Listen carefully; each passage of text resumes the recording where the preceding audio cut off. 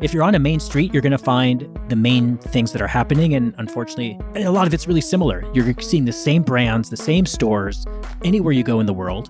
But if you go a block or two out of the way, the discovery of the really interesting thing happens.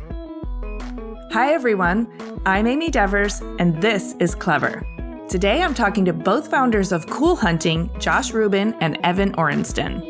Cool Hunting is a beloved indie publication that is widely considered among creative professionals to be an indispensable resource for an informed preview of the future. In the 20 years that Cool Hunting has been around, Josh and Evan have been voyaging to the bleeding edge of technology, art, design, craft, and travel, interpreting what they find within the larger context, and bringing back their discoveries, curated, distilled, artfully packaged, and fully translated to the readers of Cool Hunting. In addition to the award-winning publication, they also operate a strategic consultancy, branded content studio, hosted travel service, and experimental retail program. And now, also a podcast. It's called Design Tangents and features Josh and Evan in conversation with all manner of cultural luminaries, from artists and designers to musicians and tech pioneers. The founding of Cool Hunting plays out like a serendipitous chemical reaction that, in hindsight, is suspiciously obvious. Like maybe Kismet is the cover for what actually is a cute ESP? I don't know. You decide. But the way they navigate spontaneity is deft and precise, like they know what's coming before it gets here. Partners in life and in work, they have a chemistry that will warm your ears. And before all of this, each of them had vibrant and formative professional lives. So when you hear the backstories, everything will start to add up, and it will be as clear as the view through a cosmic telescope why everything they do is infused with their profoundly worldly perspective and deep, reverent, otherworldly love for each other and for the future. Here's Josh and Evan. My name is Evan Orensten. I'm the co-founder of Cool Hunting. I live in Beacon, but I'm a citizen of the world. My name is Josh Rubin. I, along with Evan, am the co-founder of Cool Hunting. Evan and I are married. And we like to tell people right away because sometimes they pick up a dynamic between us and they don't know what to make of it. So yeah, I also live in Beacon and am also a citizen of the world. I want to go back to the beginning of both of you. Can you each tell me a little bit about where you grew up, how you found your way through teenage years and to school? So I was born in Vermont. My parents were both from New York and left for Vermont to find a simpler, happier life in nature. And they had opened a couple ski shops. And that was kind of the family business when I was born. But I was like 3 or 4 when they divorced. And my mother moved down to Miami and my father stayed in Vermont. And until I was 8 years old, I spent half the year in Vermont and half the year in Miami. And then when I was 8, they married each other again. And we lived in Miami. And that did not work very well. In less than a year, they were divorced again. But from that point forward, I was in Miami. And I left Miami when I was done with high school, and I'll catch up to that in a minute. But Evan likes to joke that this back and forth between Vermont and Miami is the foundation of my life of contrasts. And the reason why I have so many tattoos and, kind of attributes to my psychological uniqueness, we could call it. But the other thing that I've realized somewhat recently is that my creative output, my first creative output was photography. Okay. I started taking pictures when I was 8 years old and developing the film, printing them in the darkroom, started doing that at very young and continued through junior high and high school, which was great because then there were darkrooms in school. And then when I got to college and was continuing with photography, Photoshop came out and I started scanning and manipulating images. And I became really critical of the interface of Photoshop. And that led me down the path of studying cognitive science and ultimately becoming an interaction designer. So my first and earliest work was as an interaction designer, which now is thought of more as, I guess, UX. But I think going back and forth between Vermont and Miami and going back and forth between different schools, I had a chance to see how people perceive things in unique ways and how education can be different and how the environment that you're in influences your perception of so much. And those were sort of the seedlings that turned into my critical opinions about how we interact with things or how I think we should interact with things. All right, Evan, I would love to hear your background. I grew up in Minneapolis. I have enormous affection for the city, and I loved growing up there. I feel like I had a really incredible childhood. It was a time of really exciting things, different kinds of educational styles happening. I went to a school that had like open classrooms and modular classes, and it was, public school, but you went to whatever level you were in. So if you were ahead in math, you might be with people a year or two ahead of you. And if you were in reading and you were the same as everyone else, that was your age, then you'd be with kind of those people. So it was this really amazing progressive thing. And I'm enjoying this moment on Instagram when there are people who are of my generation sharing how we grew up without technology, with absolute freedom, with parents who didn't really care. They were like, come back for dinner, hopefully. There was no checking in. There was no safe spaces. There was none of this sensitivity about feelings or anything. It was just a very different era, and we were untethered. So just to clarify, what generation do you count yourself among? I'm a Gen Xer near the beginning of the Gen X spectrum.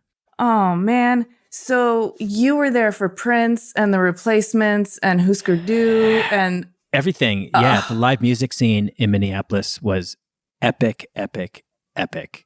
When I was beginning high school was the very beginning of Prince's breaking out from just being a local music star. And I'm going to have heart palpitations. Okay, keep telling. So he played at prom. Oh my God. This was before his first album, Prince, came out. It was pretty major. What? Yeah. I'm a Gen Xer too, but we just had a shitty DJ for our prom. So like the idea of Prince performing is something I can't even. Yeah, but you have to go back to a time and place when he was in a certain circle of people who liked live music in Minneapolis, a smaller town, before there was internet and stuff. Like if you weren't on the radio, no one knew who you were. Right. So it was a very different era. So he was, not a celebrity. But did he play like a set of R&B covers, or was it like originals? Always was original. he playing all the instruments? Always original. No, there was a band, small band. My sister actually went to school with a lot of the people who were in that band and later were part of that world, the stylists, the musicians. Yeah, the whole mini scene. So she's a few years older than me and was part of all that. So I don't know, Minneapolis, I have mostly incredibly fond memories. I think by the time I was in kindergarten, I recognized that I was not like the others around me. And I think a couple layers to that. I think one, I was Jewish, went to a school that wasn't heavily Jewish in a neighborhood that wasn't particularly Jewish.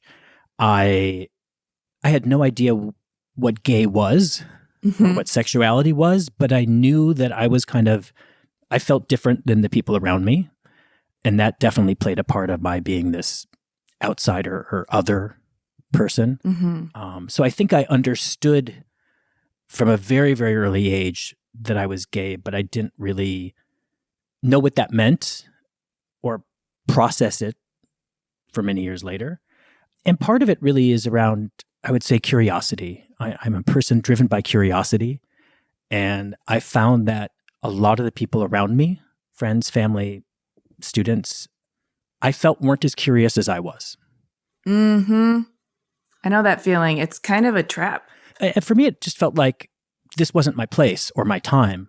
And I think a fourth layer was something I've learned much more recently in getting in touch with my own energy and my connection to what I would say are past experiences or past lives. And I feel like I had the most curiosity about traveling from the very earliest age. And that has always been something that's fueled me. Part of that is my Sagittarian nature, I think, but part of it is just this kind of insatiable curiosity to see other places and people and hear other languages. I had a pretty natural affinity for languages. I took German in elementary school, eventually French in middle school, and went on to college where I studied language. So I left Minneapolis and I went to Vassar. I don't know if you want to talk about the meeting and getting together, but I love to hear the origin story of a love story. Yeah. So for undergraduate, I went to Hampshire College in Western Mass. Super fun, funky, creative, weirdo, challenging school. No tests, no grades, no core, no majors. And then for graduate school, I moved to New York and went to NYU to the Interactive Telecommunications program. Nice. And when I was finishing up at ITP and starting to look for a job, a friend of mine said, "Oh, well, I'd love to introduce you to my friend Evan. He is one of the guys that kind of helped start Razorfish." And at the time, Razorfish was like the hottest of digital design firms. And this was 1999. So still very early days. Razorfish was helping companies figure out their very first web strategies and build their very first web experiences. Pretty groundbreaking, super interesting stuff. And of course, I wanted to go in, and Evan can kind of tell his side of this story as well. But when I showed up to meet him, it was a love at first sight moment. And I'd moved to New York for grad school, and I spent that first year when I wasn't in school trying to find a relationship. And that doesn't work so well in New York. So then my second year was just enjoying being single. And I was very happily single, was not looking, walked into Evan's office. I was like, oh, wow, like, wait, he's the one, and why now? And all that kind of stuff. And we had about a 6-week period of getting together a little bit here and there to talk about work. Mm-hmm. And then he invited another person to join us at dinner one night.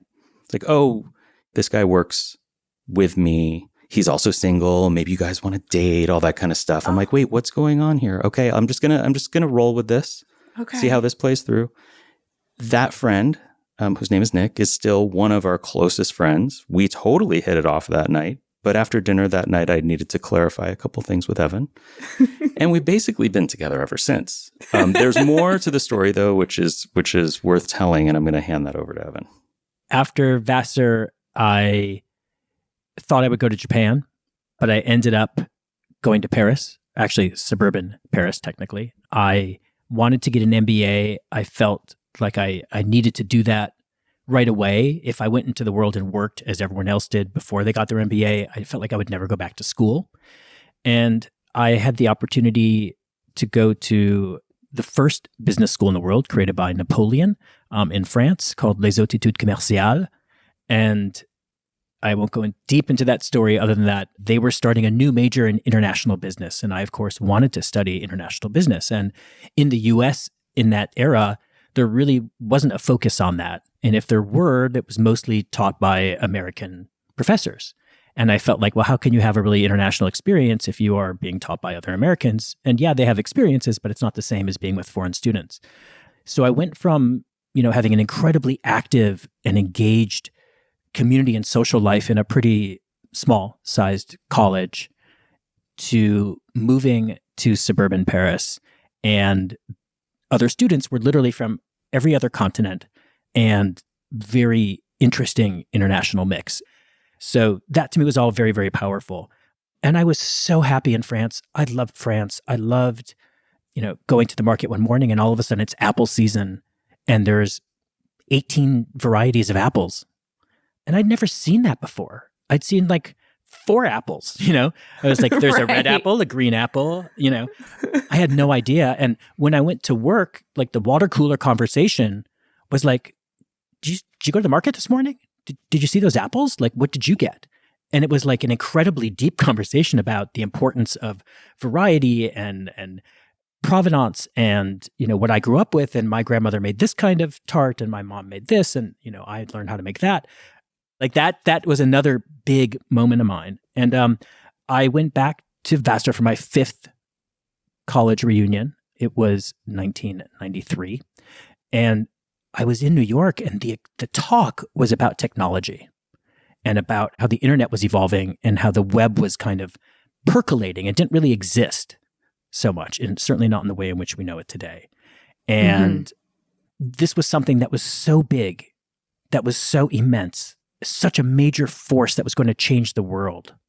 And I took that back with me to France, and I started having conversations with where I worked and also with other places that I was interviewing. And I was like, this is really going to be the future. And, the response was, France had done something miraculous in creating the Minitel. And the Minitel was a text-only, basically web device that they gave to everyone in France. Every home got a Minitel if you wanted one. And most of them had like a green screen, and it was very small. And it basically was a text web. And it had a digitized phone book. It had train schedules and plane schedules. It had, and all this was free to anyone in France. And then it had paid services like dating and horoscopes, and sports things, like the exact same things that we still have, right? But they did it all first in a text-only way. And they were really resistant to this notion that it could be bigger than that. Oh. And I was like, no, I'm telling you, this is like major. And at the time, I was so interested in branding and brand identity and things like that. And if you are familiar with that world, you'd have a brand handbook or guidebook that was this massive printed thing that was crazy expensive to create. And then, of course, the minute you print it, it's outdated. And then every year you have to have an update and print it and ship it to all these other, whoever's involved in creating works with that brand. And I was like, for example, we could digitize that. And I just felt this unease. And I was at this critical life conjunction point of, do I stay where I feel so complete and happy and peaceful and in love? Like, I just loved France. I loved Paris. But I also felt like the future was not going to happen there for me. And the future was going to happen in New York. This decision between staying where you feel good to going where you feel like the future's happening, that's a tough one. It's rare that a month goes by where Evan doesn't suggest that we move back to Paris. Really? It will happen, I imagine, at some point. I've been working on it, and I'll get back to how Paris plays a role in our life. So I moved back to New York. I reconnect with 2 of my best childhood friends, and we're all kind of figuring out, how do we work in this world of technology?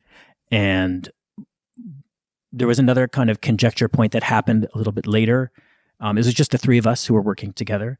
And I had this kind of dream opportunity where I was like, I'm loving this being with my friends, but we weren't just sure what to do. And we weren't sure how our individual responsibilities could manifest properly in this nascent company, if you will, that we had started. And I had an opportunity to go to a very highly respected old school corporate identity firm called Siegel and Gale. And long story short, I went there, was always in touch with Jeff and Craig, and it was about 2 years later, so 1995 or so, that I went back and went to what became Razorfish.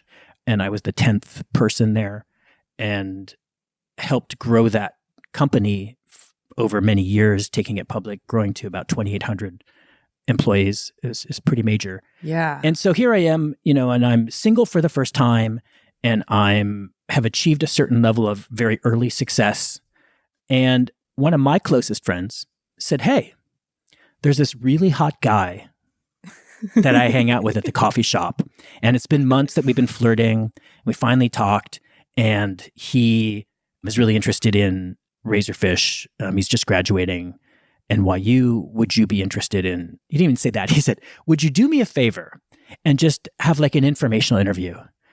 And his name's Lynn. And I was like, Lynn, come on. Like, I'm so busy. I'm hardly ever in New York. My job by that point was basically running our whole international organization. I lived on an airplane. I was in New York maybe 5 or 7 days a month. But I was like, for you, of course, anything. And I will kind of reconnect to where Josh said, like he walked into my office. I had a glass office. And here's this like incredibly beautiful human that walked into my office. And our eyes locked. And it was one of those like movie scene moments where a lifetime flashes ahead of you. Like you just see stuff that is so intense. And I think while we probably weren't aware of it, then like our energy just was like, wow, what the fuck is going on? Like I'd never felt that before. And there was not just an attraction, but a connection that I don't think either of us understood, but we felt was manifested in that moment. So to jump ahead those 6 weeks, we finally had that weekend together. We made out for the first time, maybe a little bit more. And the next day I was going back to Europe. I was at that moment running one of the Razorfish offices in Hamburg in Germany. And I had to go back to Europe the next day. And Josh, I knew, was graduating and was kind of free. And I was like, hey, I'm a bit of a baller. Like, what are you doing next weekend? Why don't we celebrate your graduation in Paris? Damn. So we met in Paris and we were supposed to be there for 2 or 3 days. It ended up being about 5 days. And that last day we were in a taxi on our way to the airport. And we had this very deep conversation about not wanting that connection to end. And we decided that we would date exclusively on that date, which was May 8th. And subsequently, that is the date we use as our anniversary. Mm-hmm. Next year will be in 2024 will be our 25th anniversary. And it feels just like a moment, like a blip about this journey that we've had together. That's the most beautiful story. Yeah. And we got married twice subsequently on that date. So first time in Canada because we couldn't in the States, but that was on May 8th. And then the second time in New York once New York passed and we could do it in New York. This all makes me so happy. Do you feel like your connection is karmic on some level? Absolutely. Oh, yeah. Absolutely. Yeah, I know. Absolutely. I could feel it. Yeah. Wow. Yeah. And meanwhile, while I met Evan with the interest in potentially working at Razorfish, I then had subsequent interviews at Razorfish with other people and was pursuing other jobs. Fast forward to this incredible weekend in Paris where we decide, okay, this is it. We want to figure out how to make this work. I got home from Paris in New York City to a message on my answering machine, because we still had those then. And it was a job offer from IDEO. And IDEO was my first choice. Actually, Razorfish was my second choice. So I had this offer from IDEO to move to San Francisco and start as an intern, sort of as a try before you buy kind of program in the San Francisco studio, focusing on bringing digital to the practice, because for the most part, IDEO was just focused on physical design at that time. And I then moved to San Francisco. Evan is mostly based in Germany. We have this, incredible summer of love connection, like a passion, love story going on. And we're separated by a very far distance. Somehow we managed to get together almost every weekend in different cities around the world. We were traveling together really from the outset. And sidebar, when we talk to any of our friends who are in some early stage of a developing relationship and they're questioning it, the easy, quick advice is travel together. Just get on a plane, get on a train, get in a car, go somewhere, stay in a hotel, stay somewhere else, and be someplace new together and see how it all works. It becomes very clear whether or not you're compatible in that kind of environment. So clearly you two are compatible, but in what ways do you complement each other? Are you both spontaneous, or is one a little bit more like a loose plan and the other one's winging it?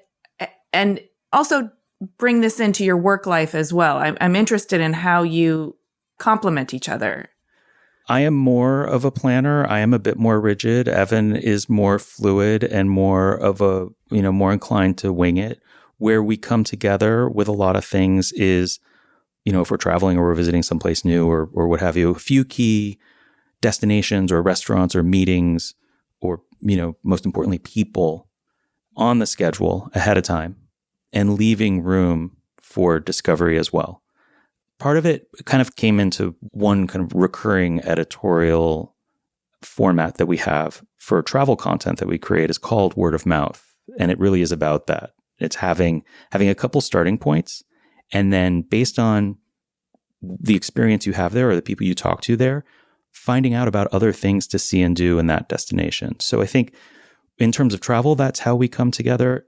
In terms of work and a lot of other aspects of life, in general, Evan says yes, and I say no. And I have learned to say yes a lot. And Evan's getting much better at saying no.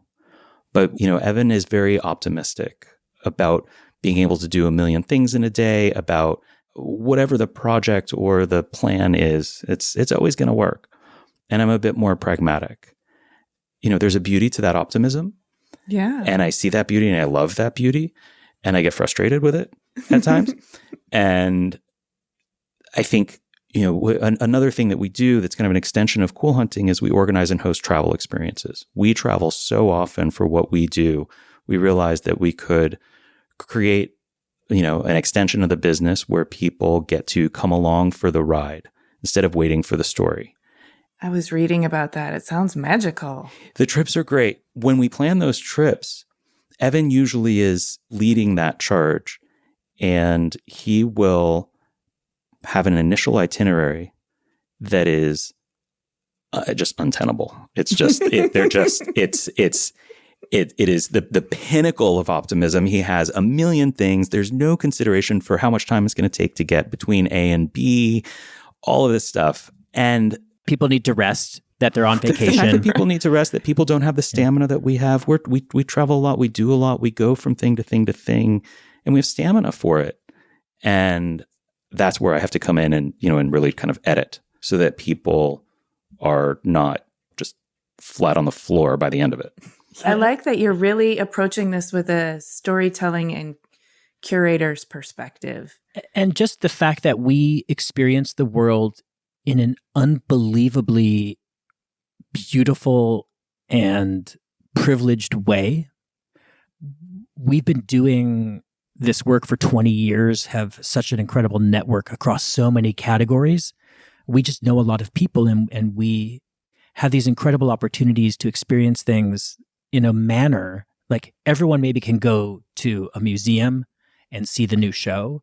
We tend to see that before it opens to the public. We're usually there. If the artist is alive, the artist is there talking about their work. The curator, someone else from the museum is there. That's kind of what we're used to.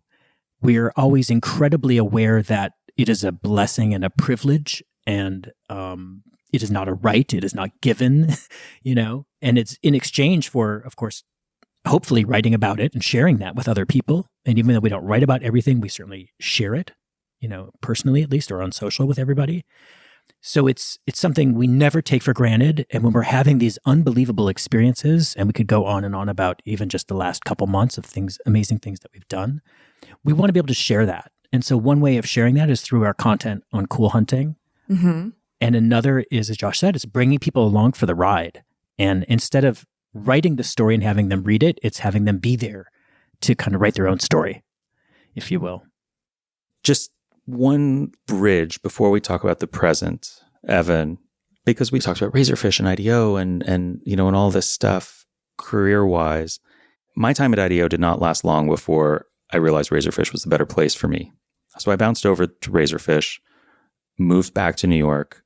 Evan also moved back to New York, and we immediately moved in together from this long-distance relationship. And we were both at Razorfish, not working on the same projects, but at the same company. And we had developed this blurry line between life and work.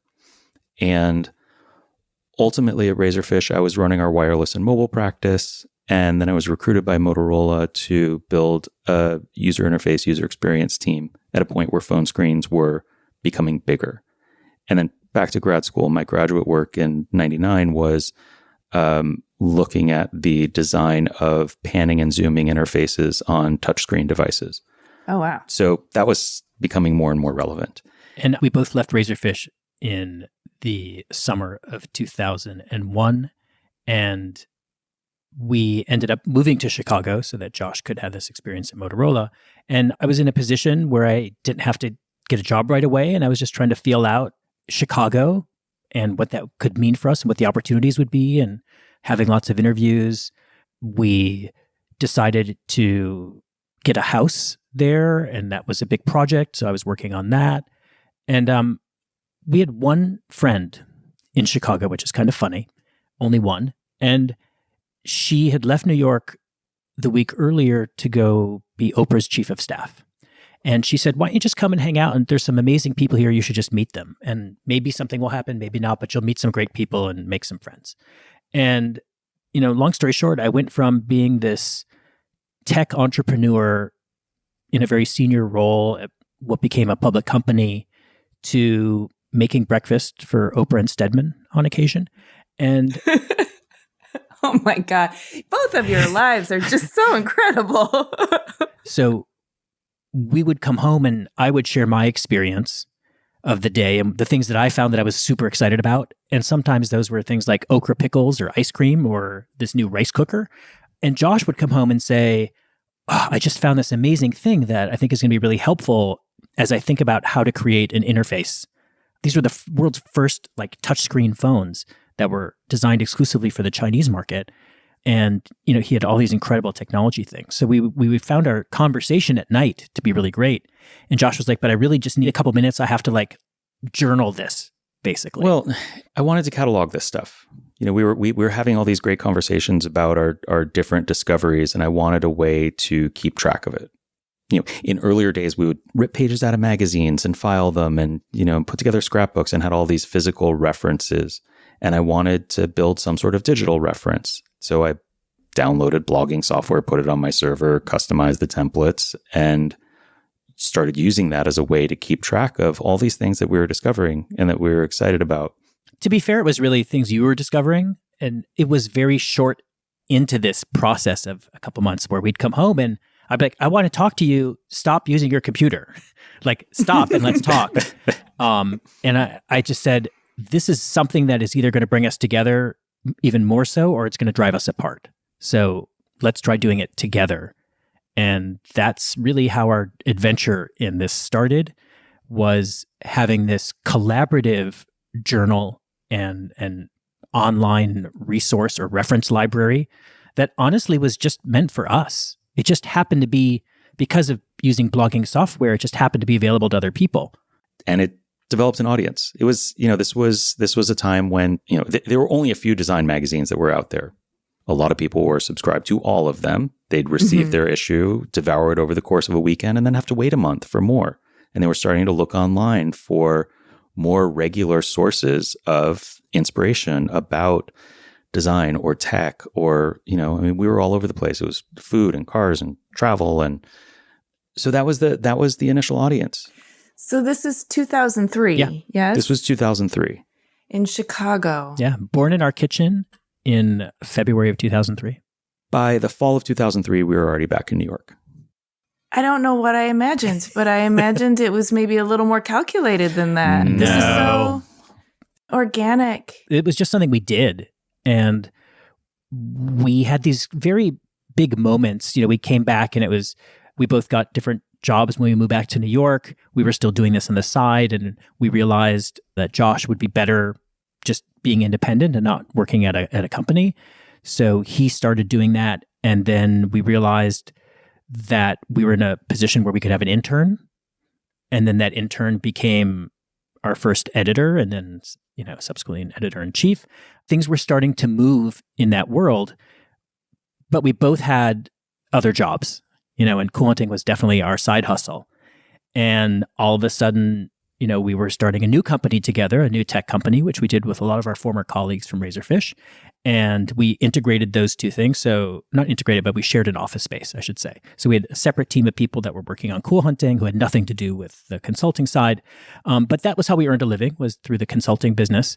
We had some super fun and fulfilling projects, and a lot of them were tied to helping different publications figure out their online strategy. They were seeing what we were doing with Cool Hunting, and they were at a point where they were taking whatever was in print and putting it on their website. And they were just realizing that there was room to make content that would only exist online and to do that on a much more regular basis, but they didn't really know how to do it. So we were helping to redesign their websites, figure out the content strategy, work through what the team makeup should be, editorial workflow, all of that kind of stuff, because we had figured it out for ourselves with Cool Hunting. So it became a big part of the practice for the design firm that we started. That makes sense. It was very fun and satisfying for a while until the market dipped, and all of a sudden it was insurance and pharma were the only industries that were hiring for our services. And meanwhile, Cool Hunting had a small team. They were off doing incredible things. Yeah. I remember one pivotal moment, Josh, we were working on a pharma website and we had a vacation planned, and we were sitting down, with the Cool Hunting team, and we're like, so what are you up to? And they're like, oh, I'm going to Italy. I'm going to go to Ferrari, and they want to share all these, things with us. And the other person, I don't remember where they were going, but the team is like repeating what they're doing. And Josh and I were like, fuck, we just canceled our vacation to work on this pharma website for the next week. And as Josh said, it was this downturn in the economy. And so this is, I think, 2007, where we realized two things that had happened. One, we were ready to commit full-time to Cool Hunting. And importantly, again, this is still such early days in the media landscape.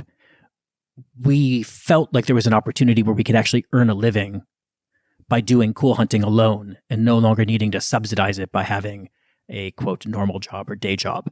And that was a really big deal. And, I think the first advice we gave was travel with someone that you're interested in dating or partnering with. Second, I would say, is take advantage of downturns. So an economic downturn provides a huge opportunity, and pivotal things have happened to us where we've seized those moments to reposition our business and the way we work and the kind of work we want to do. And that was one of them. And it was a really good move, and it was good timing because the market was still very immature in the digital media space, but it was mature enough where there was enough happening that it worked for us. So that resulted in you shaving off this aspect of your work that was no longer satisfying and leaning more into the Cool Hunting 100% piece of it, and Cool Hunting being the bread and butter. Absolutely. But you still do strategy consulting, but now it's through the Cool Hunting lens. So you're only doing the kinds of projects you want to do. Exactly. Y'all, I'm taking notes. You're living life right. Yeah. I mean, Cool Hunting is really the backbone for all of the different ways that our business extends. So on the consulting side, we're really taking advantage of the access and the insight that we have because of Cool Hunting to help clients with, a lot of it is trend and futuring work. Mm-hmm. There's also a lot of design strategy. Product development. Do a fair amount of product development. We put together partnerships and collaborations. And there is, also a bunch of studio work helping certain clients tell their story through short films and photos and narrative. And it is definitely an extension of Cool Hunting, and it is different. It's very different, being at other design firms in the past. Yeah, I think what's interesting is there's two things. We're not people who go out and talk about ourselves. There's actually, in 20 years, not that much press about us or about Cool Hunting from our point of view. We're very much behind the scenes people, and we're observers more than we are out there hustling. Lesson number 3, and this ties to, Amy, we were having a little pre-conversation talking about your work at RISD and students and how it would be great to share with them, like how important it is to communicate and share your work with a bigger audience early on. And we've really learned that we have to find this way. And we've not honestly been very good at it. We don't hustle. We don't talk about ourselves in that way. But having this podcast, which debuted earlier in 2023, has given us this opportunity to kind of reflect a little bit about our journey, both personally and professionally, and about cool hunting. And what we've come to understand is that our 20 years of experience diving in and out of so many different communities, the technology community, the fashion community, the art community, the architecture and design community, the furniture world, automobiles, food, travel, all these things that inform us. What we realized is that we're kind of unicorns, and our relationships are so deep over 2 decades in so many different worlds that we bridge these multiple worlds simultaneously. And in fact, we realized that we were in a position that we could be additive to those companies and to those teams. We can come in and introduce them to things that were happening and potential partners, as Josh said. We could help lay a strategy based on our very unique purview of the world, both geographically and through different industries. Yeah. And that's honestly like what we do. And it's incredibly hard to market that and communicate that as like, hey, we're unicorns. We're just weird. We know a lot about a lot of things. And none of your people that you're working with have the same life experience as we have, or work experience. And that's what we bring.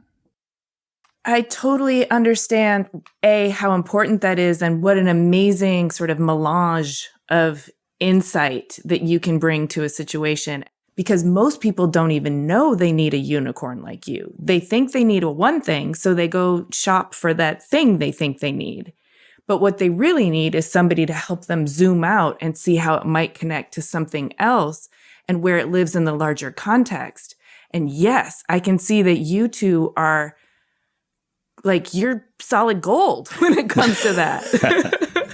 This leading me to, I think this is our third or fourth big observation. And that's, while there is a lot of glamour to what we do, it's also exhausting frequently and many things.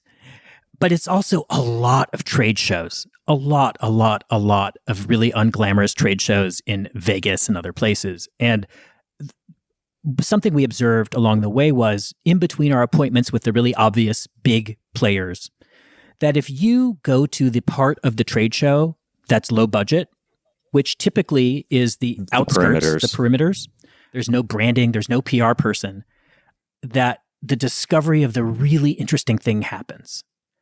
And that for us has been so important that a lot of our coverage of those kinds of things, whether it's CES, for example, is, of course, we're going to talk about what some of the big players are doing, but here's all these things we discovered that, truly was a discovery for us and that we can really share with our audience. And I think it's one of the hallmarks of cool hunting, is kind of being obscure and not just regurgitating press releases from all these known brands, but bringing in what lesser known creators, designers, makers, entrepreneurs are doing and giving them a spotlight.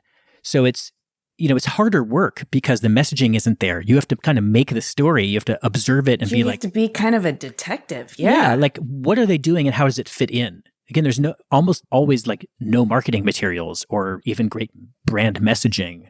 And you have to kind of put those things together and be like, actually what this group is doing is super interesting and what they're working on should be shared. I think about the explorers who needed to trust themselves enough to go into uncharted territory. And then they needed to tell people what's happening in this uncharted territory to people who don't have a frame of reference. And I feel like that's what you two are doing so much, because you're out there on the edges of what's happening. And it's kind of your job to decide what has merit, what feels like it's going to connect. And then you need to spin it into something that other people can understand who don't yet have a frame of reference for it. That's a powerful skill. That's a really powerful skill. I think everyone has this opportunity, and, you can start with, if you are regularly going to work or to school or whatever, just take a different route Or maybe you take a different mode of transportation. If you always take the bus or the subway, maybe you walk, maybe you ride a bike, maybe you're in a car or whatever. Give yourself the opportunity to experience something new and different. Even if you're just going on, one block out of the way, it's a different experience on your way to where you're going. And when you travel, feel that you have the ability to not do the obvious thing and go down the main street. Meander, right? And find your way through side streets. It's the same construct as a trade show, right? If you're on a main street, you're going to find the main things that are happening. And unfortunately, or fortunately, depending on your point of view, a lot of it's really similar. You're seeing the same brands, the same stores, anywhere you go in the world. But if you go a block or two out of the way, that's when you're going to see stuff that's probably only really local. Mm-hmm. And that's the hardest thing to experience today for us when we're trying to discover someplace new. So take the opportunity to find those lesser known things and to just not shock your sense of discovery, but to just kind of poke it a little bit and say, like, I can do this even on my commute that I've done a million times from here to there. If I just went out of the way or took 5 more minutes to drive a different way or whatever it is, take a different bus line, that is going to expose you to new things and kind of provoke you to be open to them, hopefully. I was going to ask you, as you travel the world and you see the homogenization of, everything, what is it that stands out as being resistant to that? Craft is still something that is so important to us and a big backbone for cool hunting. And it is thriving in few places and supported in few places. Cuba is one of those places where the government is behind training people to learn craft and trades. Morocco is another where you can go to incredible schools if you are talented and you can learn how to do ceramics or metalwork or woodwork or, tile or iron if you show some promise. And because those are such important parts of those economies in those countries and for tourism and all these other things, they're supported and recognized. And if you compare that to places like Japan, where you're dealing with just a lack of maybe interest in some products. So kimono is a good example of that. And you go to these places where maybe there used to be 5 or 10 or 20 families doing that. And literally 20 years later, there's 3, right? So you see the contraction of traditional craft in so many cultures. And we have tried to go in and celebrate that. We worked on a project for Ferrari where they asked us to work with their customization team to really push them and to show what could be done if you had a very unique vision for a car. So one of the highlights of that was that we brought in several Japanese artisans to create that. And I'll just say that the interior of this car was made from 75-year-old vintage upcycled kimono by using a fabric that is traditionally used for more utilitarian uses.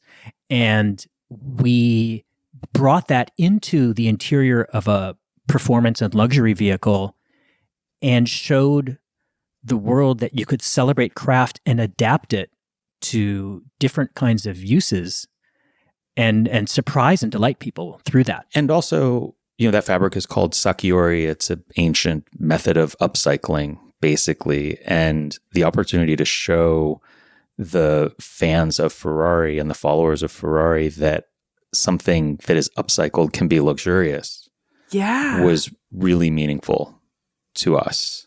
It's not even upcycling at this point, it's archiving. Yeah, and sharing it. And I tell this story all the time, and it always brings tear to my eyes. At the debut of this car, it was in New York for Design Week last year, and several of the artisans came for that big unveiling, and they hadn't seen the car. The car was done during the pandemic, so there was no travel. It was all these conference calls and DHLing stuff all over the world.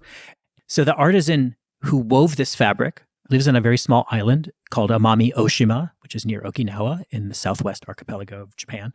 And someone who struggled to, continue his family's business as weavers and who has taken sakiori as one direction to create new things, new products that they could sell. And I said, Hajime, I want you to close your eyes and I'm going to walk you to the car And when we get to the car, I'm going to open the door and then you can open your eyes. And I open the door. He takes his hands away and he just the tears start coming down his face. This kind of disbelief that his humble craft, as he would say, was used in such an unimaginable way. Like no one would ever think to put it in a car. And it is beautiful on its own, but to see his face and to be able to honor him and his work, he spent 3 months weaving that fabric that was used on the inside of the car. So like the levels of storytelling are just so amazing. You can see all about that, lots of videos and photos at ferrari.coolhunting.com. Great storytelling. But it, for us, was more than that. It was like amazing to work with Ferrari, but it was also such an honor to celebrate the work of so many different craftspeople in Japan and show the world, and especially those in Japan, that maybe you don't want to grow up and be a TikToker or a footballer. Maybe you do want to continue in your family's business of craft, or maybe you're inspired on your own to be an apprentice or to learn that and to find that there is honor and opportunity and excitement in traditional craft. And there is a way to sometimes evolve it. That is such an incredible story. And I love it on all the levels, but I also love just the juxtaposition of a slick, high-tech automotive with this deeply handmade, tactile piece of craft is a very unexpected combination. 3 months of somebody's skilled craft labor into this space, it makes it so much more special. You're saying to the world, don't forget craft. Yeah, we love using contrast as a way to introduce people to new ideas and change their perspective on various things. And with this project, as you've just said, it was very much about the contrast between a high performance, very high tech sports car and very analog, ancient craft. It also was about a dialogue between Japan and Italy. So one of the big pieces of the project was this idea of creating a bit of a love story between Japan and Italy, where there are so many similarities in the intended output. There's an attention to detail and a passion for the final product. And the process of getting there is so different culturally. And, it was really a big challenge and a huge learning opportunity, and ultimately super interesting to navigate the back and forth between Japan and Italy. And so the headliner of the car is leather, and we worked with an indigo dyer in Kyoto who works with natural indigo. And so he did the leather dyeing, and then that leather was sent to Italy, where it was cut and woven in a very traditional Italian style to make this woven leather headliner of the car. And we also really love and appreciate the poetry of that headliner not being visible to anyone outside of the car. It is there for the driver and the passenger, and that's it. And it's this special moment and this, again, contrast, or this reminder about craft and handwork and attention to detail, while also experiencing something which is very much of the moment and moving into the future. I love that. I very much interpret your looking to the future as being about evolving. I think we're going through a big transition in our lives, and in cool hunting. We're 20 years old. We know we're on the verge of another really, really big reset. The things that are happening around us, AI is one of many things. The way we're working is changing. And most importantly, the way that people consume media is constantly changing, right? If you think back to a couple years ago, 10 years ago, 20 years ago, most of the platforms we used didn't exist. A lot of the tools that we use today didn't exist. and the way that we consume information has radically changed. So as we approached our 20th anniversary, we were like, we're going to do a book. We're going to do an installation. We're going to do all these things. We're going to celebrate everything we've accomplished. And the more we dug into all those things during the pandemic, we were like, who gives a shit? Like, if we do an exhibit, I want it to be 5%, here's what we've done, and here's 95% about where we think the world is going or what's interesting or commissioning work from artists or whoever. It's about the future. We obviously think about what have we done, how have we done this, what can we learn from that process, but we are very future focused. So our history is important, especially establishing who we are and our relationship to one another and to our work. But our focus every day is what's next, what's in the future. How do we honor what we've done, but how do we just move forward constantly? In terms of what we're doing, but also in terms of what we're covering. But at the same time, we love craft. We love culture. We love food. We love so many things that have incredibly deep historical context. And sometimes we need to provide that historical context. But it is about how do these practices move ahead into the future. So when Evan talks about the future and focusing 95% on the future, it's not without being aware of the past and without acknowledging and respecting and celebrating the past and figuring, it is very much in many cases about looking to the past and figuring out what to pull forward to the present and into the future. Well, you two are inspiring. This has been such a fortifying, gratifying, fascinating, wonderful conversation. And I'm so glad I got to spend this time with you. And I hope it's just the beginning. Same. Us too. This was super fun. Thank you, Amy. Hey, thanks so much for listening. For a transcript of this episode and more about Josh and Evan, including some amazing pictures of them, and a bonus Q&A, head to cleverpodcast.com. If you like Clever, there are a number of ways you can support us. Share Clever with your friends, leave us a 5-star rating or a kind review, support our sponsors, or hit the follow or subscribe button in your podcast app so that our new episodes will turn up in your feed. We love to hear from you on LinkedIn, Instagram, and X. You can find us at Clever Podcast, and you can find me at Amy Devers. Please stay tuned for upcoming announcements and bonus content. You can subscribe to our newsletter at cleverpodcast.com to make sure you don't miss a thing.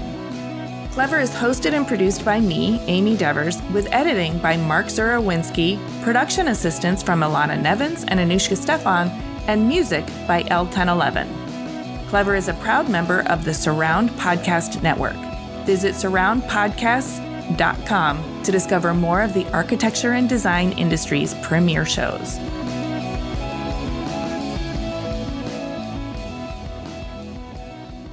It's rare that a month goes by where Evan doesn't suggest that we move back to Paris.